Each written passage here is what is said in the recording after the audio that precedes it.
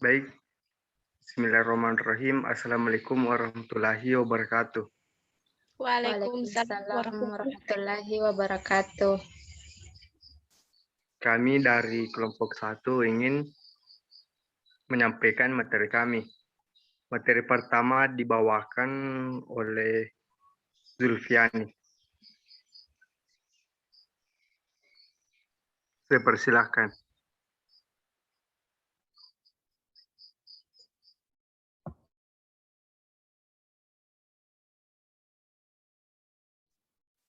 Baik, terima kasih atas kesempatan yang diberikan.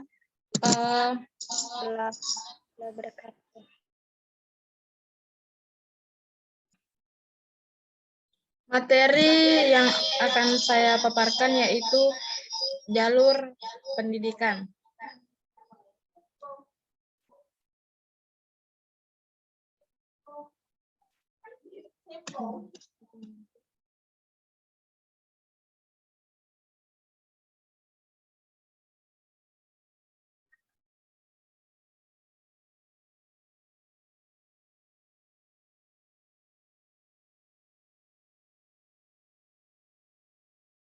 Jalur pendidikan di Indonesia adalah seluruh pendidikan yang diselenggarakan di Indonesia, baik itu secara terstruktur maupun tidak terstruktur. Pendidikan dan Kebudayaan Republik Indonesia dahulu bernama Departemen Pendidikan Nasional Republik Indonesia. Yang pertama yaitu pendidikan formal sunting. Pendidikan formal merupakan pendidikan yang diselenggarakan di sekolah-sekolah pada umumnya. Jalur pendidikan ini mempunyai jenjang pendidikan yang jelas, mulai dari pendidikan dasar, pendidikan menengah, sampai pendidikan tinggi. Kedua, pendidikan non-formal sunting. Pendidikan non-formal paling banyak terdapat pada usia dini, serta pendidikan dasar. Terdapat Taman Pendidikan Al-Quran atau TPA yang banyak terdapat di setiap masjid dan sekolah minggu yang terdapat di semua gereja. Ketiga, pendidikan informal sunting, yaitu pendidikan informal adalah jalur pendidikan keluarga dan lingkungan berbentuk kegiatan belajar secara mandiri yang dilakukan secara sadar dan bertanggung jawab. Terima kasih. Saya kembalikan kepada moderator.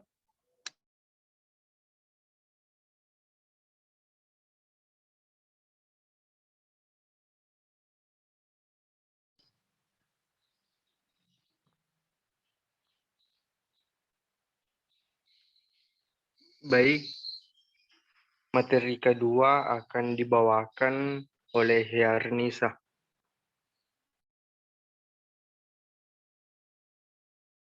Saya persilahkan. Baik, terima kasih kesempatan yang diberikan kepada saya. Saya pembawa materi kedua atas nama Yarnisa.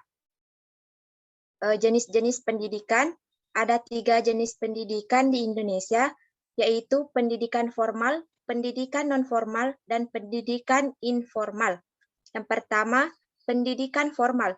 Pendidikan formal adalah pendidikan yang memiliki jenjang dan terstruktur, mulai dari pendidikan anak usia dini atau PAUD, pendidikan sekolah dasar atau SD, pendidikan sekolah menengah pertama atau SMP, pendidikan sekolah menengah atas atau SMA, dan pendidikan tinggi atau universitas.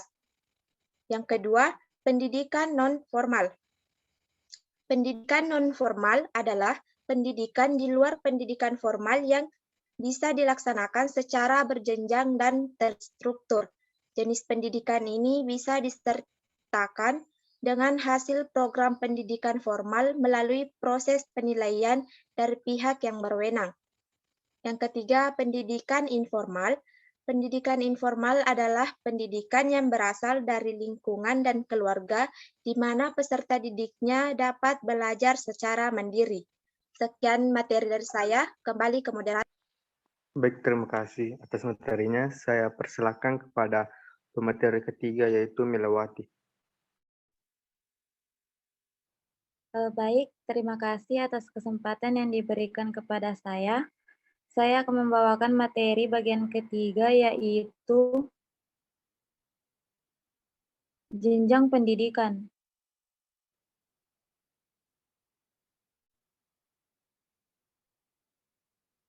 Jenjang pendidikan adalah tahapan pendidikan yang ditetapkan berdasarkan tingkat perkembangan peserta didik, tujuan yang akan dicapai, dan kemampuan yang dikembangkan.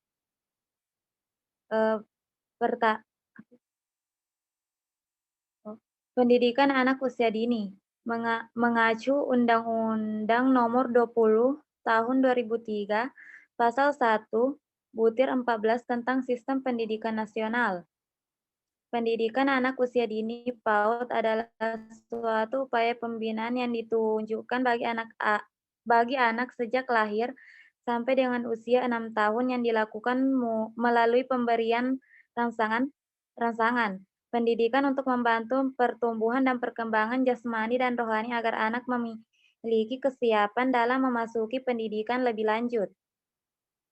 Pendidikan dasar. Pendidikan dasar merupakan jenjang pendidikan awal selama 9 tahun, yaitu sekolah dasar selama 6 tahun dan sekolah menengah pertama selama 3 tahun. Pendidikan dasar merupakan program wajib belajar. Pendidikan menengah. Pendidikan menengah merupakan jenjang pendidikan setelah pendidikan dasar, yaitu menengah atas SMA maupun sekolah menengah kejuruan SMK selama 3 tahun waktu tempuh pendidikan.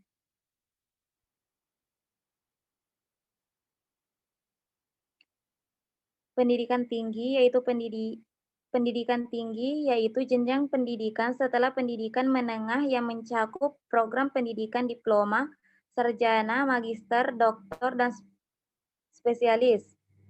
Ya, saya kembalikan kepada moderator. Baik, terima kasih atas materi yang diberikan.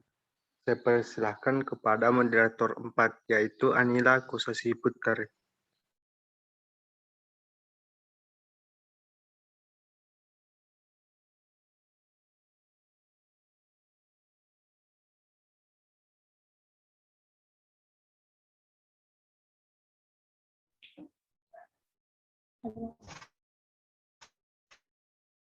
Baik, saya akan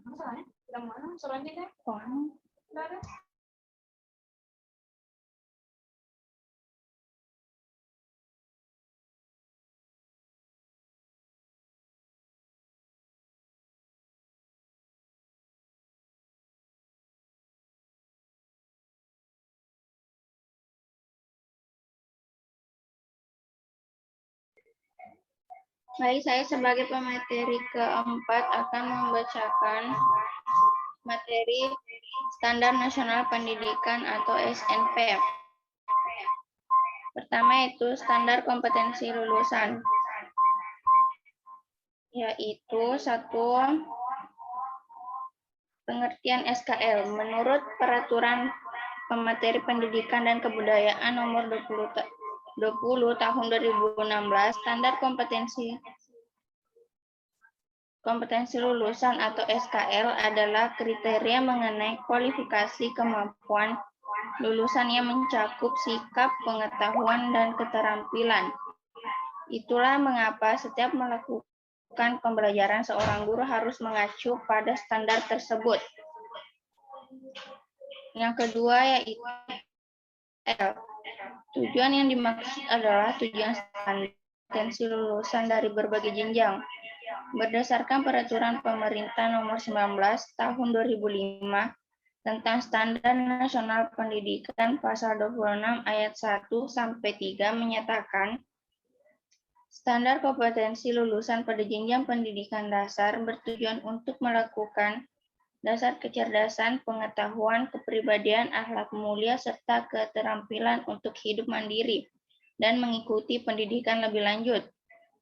Ketiga, fungsi SKL menjadi pedoman penilaian untuk menentukan kelulusan peserta didik, menjadi fondasi dasar kecerdasan, pengetahuan, kepribadian, akhlak, dan keterampilan hidup mandiri saat berada di jenjang pendidikan dasar dan menengah umum atau kejuruan. 4. Manfaat SKL. Dalam aplikasinya, rumusan standar kompetensi lulusan memberikan manfaat bagi tenaga pendidik dalam mengembangkan pembelajaran. Adapun manfaatnya sebagai berikut. Dijadikan sebagai pedoman batas kelulusan bagi peserta didik di setiap satuan pendidikan untuk meningkatkan kualitas pendidikan secara mendasar dan menyeluruh di jenjang pendidikan dan menengah. Dijadikan rujukan dalam menyusun standar pendidikan lain, misalnya standar isi, standar proses, dan lainnya. Ruang lingkup standar kompetensi lulusan mencakup kriteria kualifikasi kemampuan peserta didik yang harus dicapai setelah menempuh belajar di jenjang dasar dan menengah. Selanjutnya yaitu standar isi.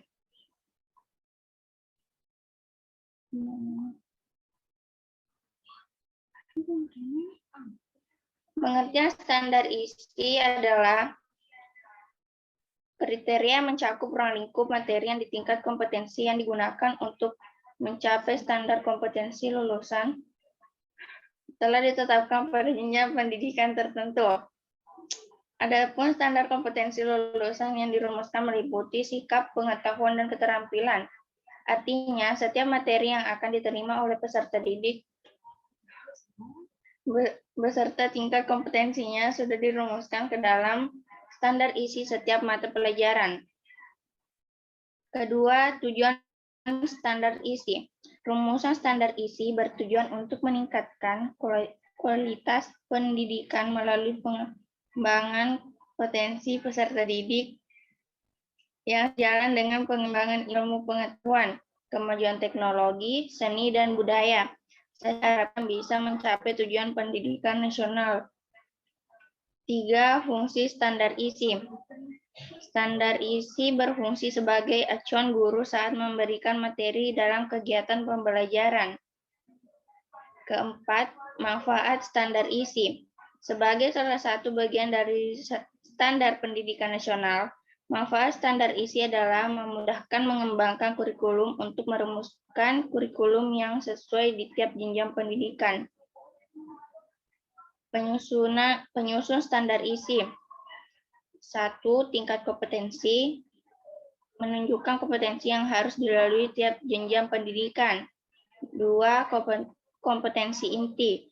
Kompetensi inti adalah kompetensi yang bersifat generik dan terdiri dari 4 dimensi yang menjadi 4 sikap, yaitu sikap spiritual, sosial, pengetahuan, dan keterampilan.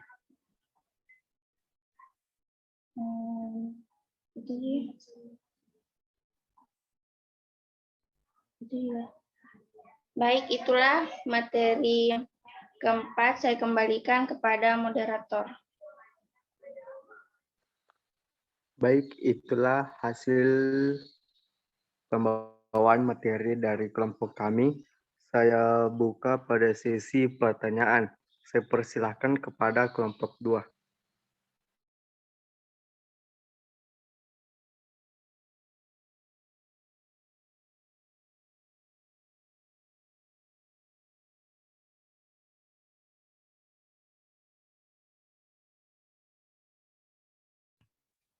Baik, terima kasih atas kesempatan yang telah diberikan kepada saya.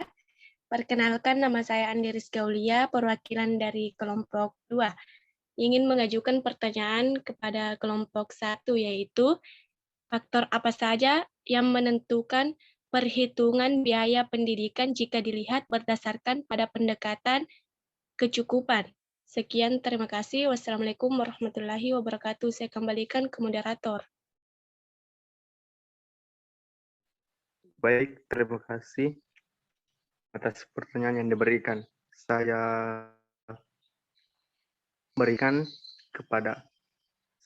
alihkan kepada kelompok 3 untuk memberikan pertanyaan. Baik, terima kasih atas kesempatan yang telah diberikan kepada saya. Saya atas nama Rahmadani R dari perwakilan kelompok 3 akan mengajukan pertanyaan kepada kelompok 1, yaitu sebutkan tujuan SKL berdasarkan peraturan pemerintah nomor 19 tahun 2005 tentang Standar Nasional Pendidikan Pasal 26 Ayat 1. Terima kasih. Sekian saya kembalikan kepada moderator. Baik, terima kasih atas pertanyaan yang diberikan. Saya lempar ke kelompok 4 untuk memberikan pertanyaan. Baik, terima kasih atas kesempatan yang diberikan kepada saya. Perkenalkan, nama saya Nur Hayati, perwakilan dari kelompok. Adapun pertanyaan saya yaitu jelaskan perbedaan karakter antara pendidikan formal dan pendidikan non formal. Itu saja pertanyaan saya kembalikan ke moderator. Terima kasih. Terima kasih telah memberikan pertanyaan kepada kelompok kami. Saya alihkan ke kelompok 5 untuk memberikan pertanyaan. Terima kasih atas kesempatan.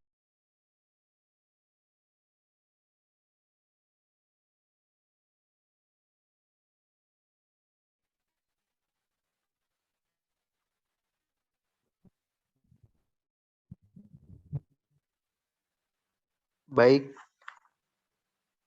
itulah hasil pertanyaan dari kelompok lain. Kelompok kami akan menjawab pertanyaan dari kelompok 3. Saya serahkan kepada Zulfiadi. Baik, terima kasih atas kesempatan yang diberikan. Saya akan menjawab pertanyaan dari kelompok 3, yaitu sebutkan tujuan SKL berdasarkan Peraturan Pemerintah Nomor 19 Tahun 2005 tentang Standar Nasional Pendidikan Pasal 26 Ayat 1. Tujuan yang dimaksud adalah tujuan standar kompetensi lulusan dari berbagai jenjang berdasarkan Peraturan Pemerintah Nomor 19 Tahun 2005 tentang Standar Nasional Pendidikan Pasal 26 Ayat 1, yaitu 1. Standar kompetensi lulusan pada jenjang pendidikan dasar bertujuan untuk meletakkan dasar kecerdasan, pengetahuan, kepribadian, akhlak mulia, serta keterampilan untuk hidup mandiri dan mengikuti pendidikan lebih lanjut. 2. Standar kompetensi lulusan pada satuan pendidikan menengah umum bertujuan untuk meningkatkan kecerdasan, pengetahuan, kepribadian, akhlak mulia, serta keterampilan untuk hidup mandiri dan mengikuti pendidikan lebih lanjut. 3. Standar kompetensi lulusan menengah kejujuran bertujuan untuk meningkatkan kecerdasan, pengetahuan, kepribadian, akhlak mulia, serta keterampilan untuk hidup mandiri dan mengikuti pendidikan lebih lanjut sesuai dengan kejujurannya. Terima kasih.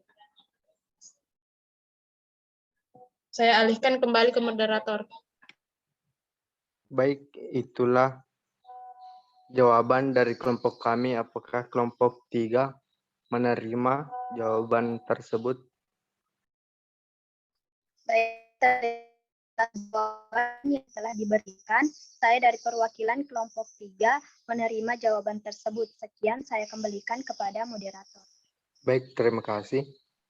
Saya alihkan untuk menjawab pertanyaan dari kelompok 5. Saya alihkan kepada Milawati.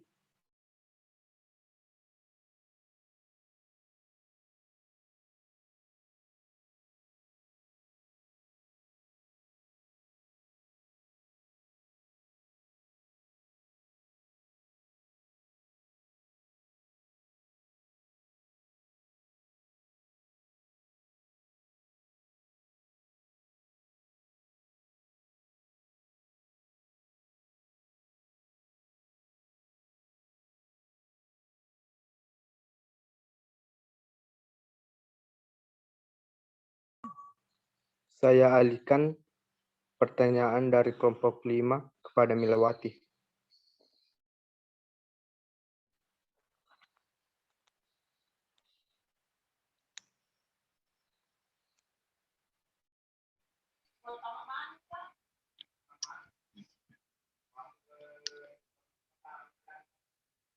Baik, saya akan menjawab pertanyaan dari kelompok 5, yaitu apa bunyi Undang-Undang Nomor 20 Tahun 2003 Pasal 1 Butir 14.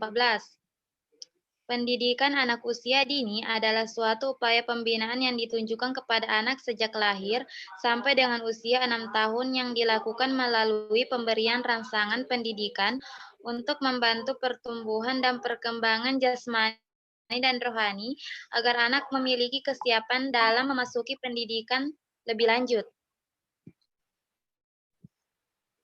Sekian saya serahkan kepada moderator. Baik, itulah jawaban dari kelompok kami. Apakah kelompok 5 menerima jawaban tersebut? Terima kasih atas jawabannya. Saya perwakilan dari kelompok 5 menerima. Saya kembalikan ke moderator. Baik, terima kasih. Mohon maaf sebelumnya mungkin ada kekeliruan dari pertanyaan dari kelompok 2. Saya ingin kelompok 2 mengulangi pertanyaannya.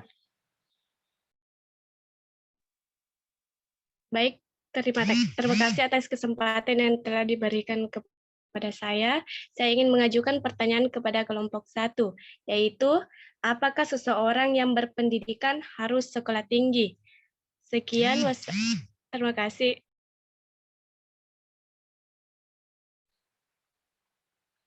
Baik, terima kasih atas pertanyaannya.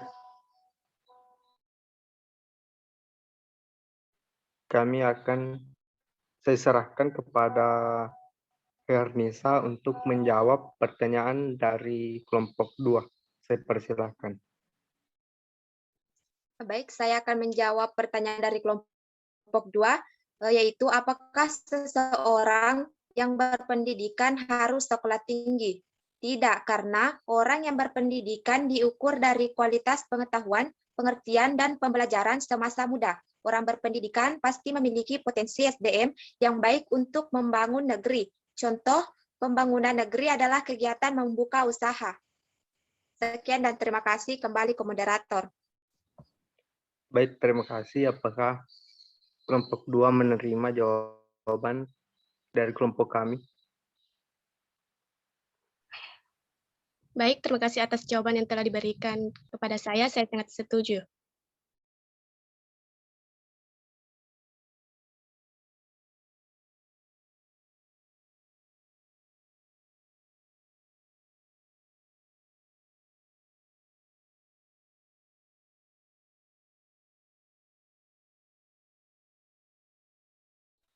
Baik, kami akan menjawab pertanyaan dari kelompok 4. Saya persilahkan kepada Nil.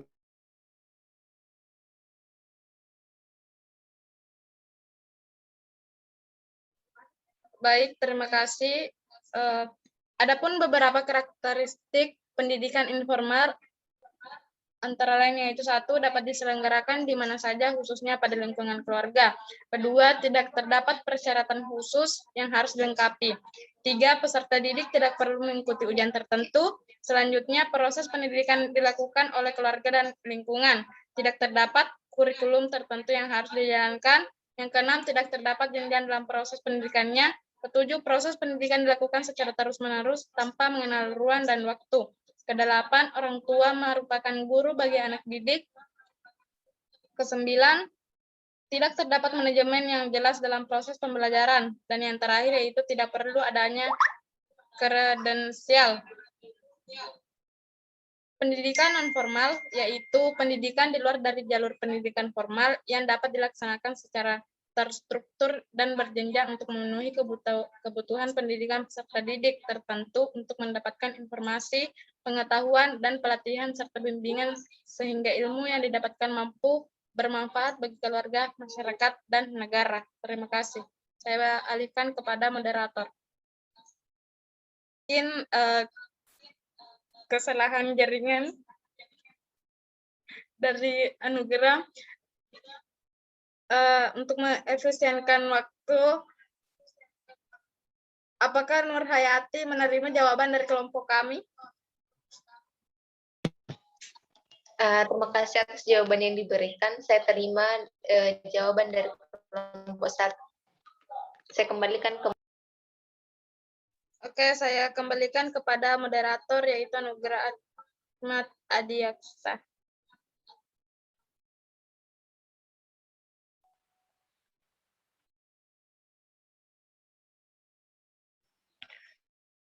Baik,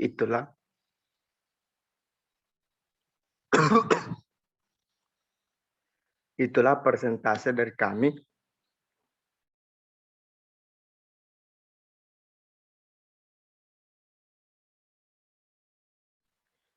Apabila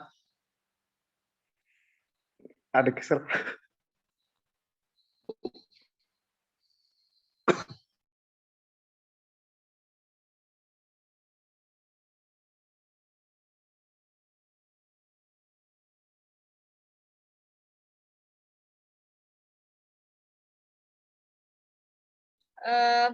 Mohon maaf sebelumnya terjadi masalah jaringan kepada moderator kita yaitu Anugrah Ahmad Adiaksa. Jadi saya akan menggantikan untuk penutupan dari pemaparan materi kelompok kami.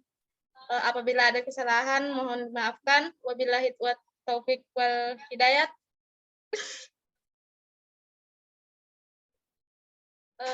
Baik, assalamualaikum warahmatullahi wabarakatuh.